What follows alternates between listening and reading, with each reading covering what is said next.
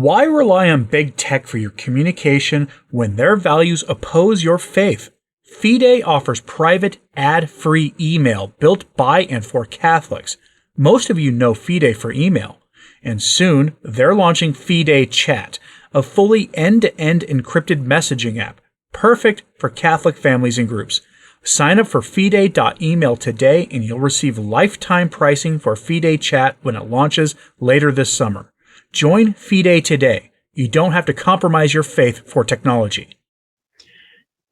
You may recall that a cardinal appointed a priest to a position in the Roman Curia, a priest who did hard time for Macareic offenses, unequivocally, went through the secular legal system, did his time.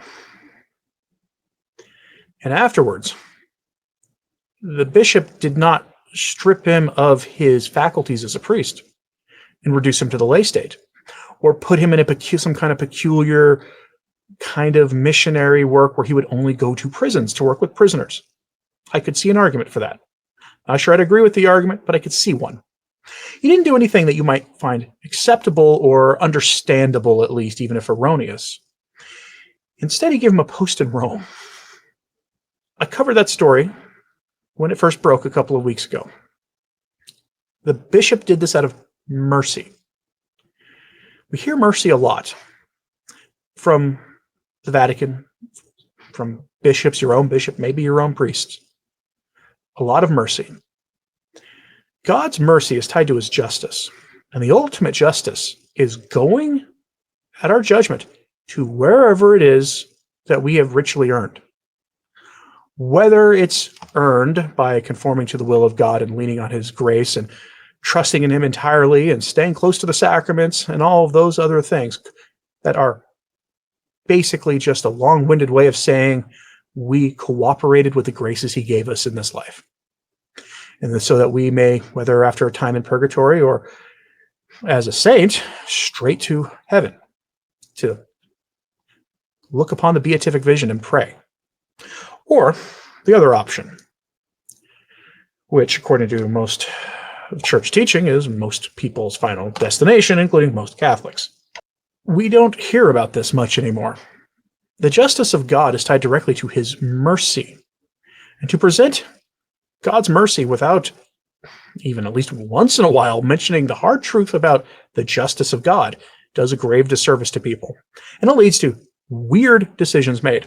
And this is why you have a story like, well, this one, also from Catholic Conclave, with the headline, "What Contempt for Us? Victims of Evil Deeds of the Flesh protest the appointment of a priest who was convicted of such things." The laity have spoken up.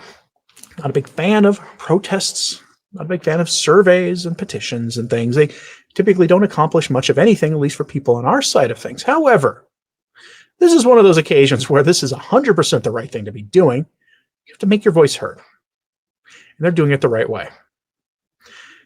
Not by, secular left-wing standards where they're, mostly peaceful about it. They're actually being peaceful and respectful of offices. But they are telling the brutal, hard truth. With everything else going on in Rome right now, you would think that maybe somebody would point out that this is unacceptable. It's been over a week since this story hit the news. If he was going to be removed by order of the Pope, it probably would have happened already. Hopefully, that will happen. This is why you make your voice heard. In case he doesn't know, he can hear it and act appropriately. If he doesn't act appropriately, then you'll know the truth about the state of things. Very important, this story. From the article, quote, "The Association for the Remembrance and Prevention of Evil Deeds of the Flesh in the Catholic Church of the West," a really long acronym, "protests the decision to appoint a priest convicted of such to the position of chancellor by the Archbishop of Toulouse, Monsignor Guy de Caramel. In the Pays-Bougeon region, victims of this heinous act protest the appointment of a priest who was found guilty of it. In a press release, the association condemns the appointment in early June 2025 of Father Dominique Spina to the position of chancellor by the Archbishop of Toulouse. Dominic Spina was sentenced in 2006 to 5 years in prison, one of which was suspended for forcible acts of the flesh against a 16-year-old in 1993. The association states that it is, quote, horrified by Father Spina's promotion to a position of responsibility, as they're all victims of this deed committed in the church. What contempt for us? Victims of a common monster against more than 100 of the most young, including those in Issei and Loch Tudi, as well as a large number of victims in Chauvins and Payer in the 1960s. Continue the members denouncing the scandalous decision. My apologies for my bad pronunciation of these things. They recall meeting with Pope Francis in November 2023 to discuss the matter. He was perfectly aware of the corruption that reigned in the church, they emphasized. The association thus urges, quote, Bishop de Carmel to reverse the decision regarding Guy Spina and to exclude him completely and permanently from any position within the church. And I wish them all the luck. I hope, please pray in support of their efforts. They'll need it because there's a club in Rome. And this has been a long problem going back many decades. The Lavender Group, we'll call them, in the Vatican, protects men. And they make alliances with the more progressive, secularized-minded modernists in Rome. They work together. There's a lot of overlap in what they believe in, and they have each other's back. Malachi Martin called this the super force, at least the part of it in the church. He also applied that same term to the secular authorities. The that Vigano had a different word for it that I can't say on YouTube, but it's the same thing. They have each other's back. They protect their own. This is why it's so tone deaf with that Jubilee thing we talked about earlier going on. This Jubilee of social media influencers. Utterly tone deaf. There's a very real problem where men in positions of authority in Rome will use the Roman Curia to hide away their problem priests. We saw this under Francis with Bishop Sanchetta of Argentina, who got to live in Rome and avoid essentially being sent back to face the music for crimes he committed, which he eventually had to do, and he did his time.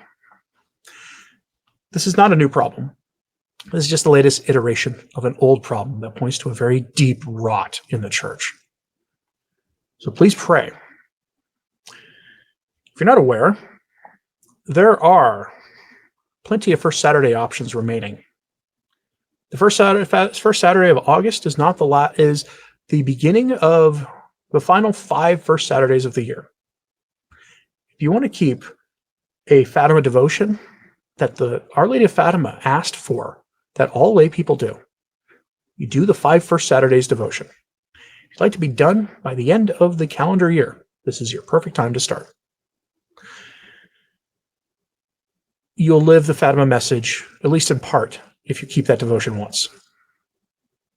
Curious, though, what you think of all this. Let me know in the comments, please. If you like and subscribe if you haven't, it certainly does help. Sharing this on social media helps too. Pray for everybody we spoke about today. Definitely not trying to get you angry at any of them. Oftentimes, these figures do a good enough job without needing my help at making you angry. Please pray for the church. I'm Anthony Stine. Ave Maria.